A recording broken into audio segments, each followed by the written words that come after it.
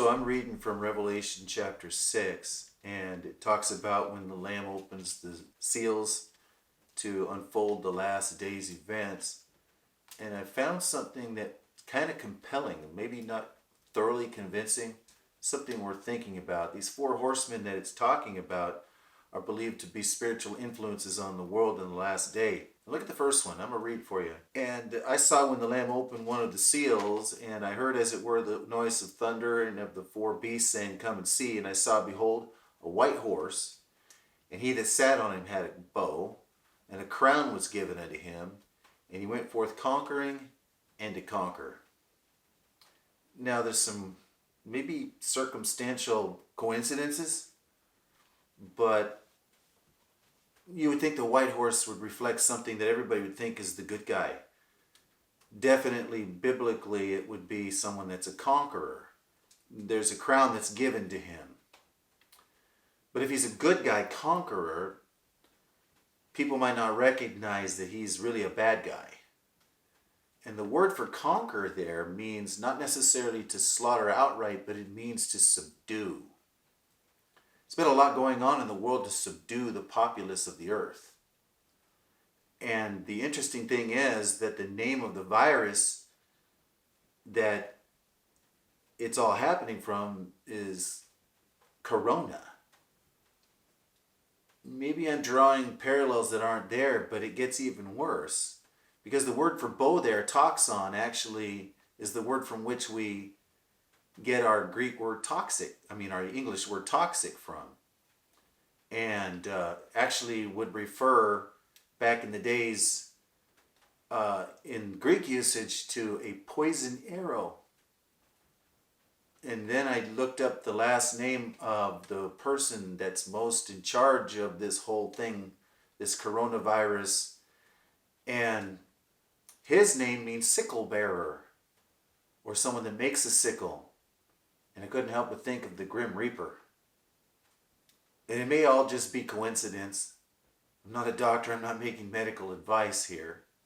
But certainly the effect has been that we're losing our freedoms all over the world because of this. And people are having to subject themselves to government mandates that they don't want to subject themselves to. It may be a fulfillment of prophecy. We've got wars, rumors of wars, and earthquakes in different places. Certainly a good time to get right with God. But what disturbed me more was when I read the next horseman.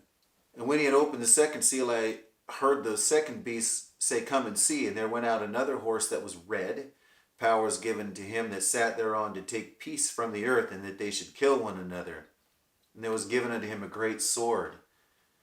And I thought, well, as movements of the earth are happening, there's people that are being made to hate one another simply because of their race. And that can never be a good thing.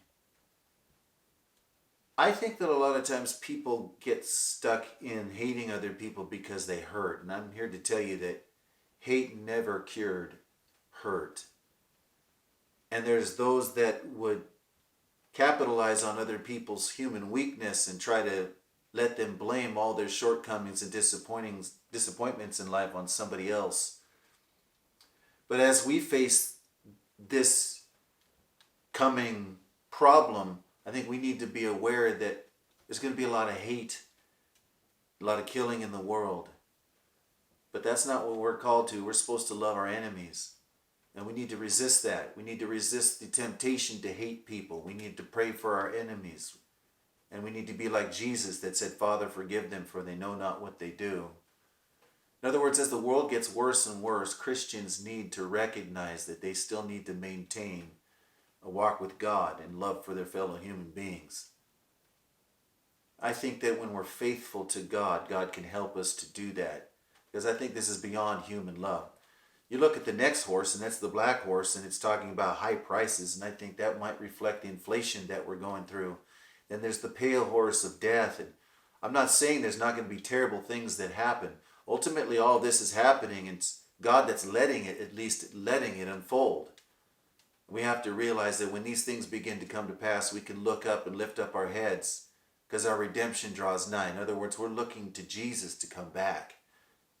And the people around us don't need our hatred, they need Jesus.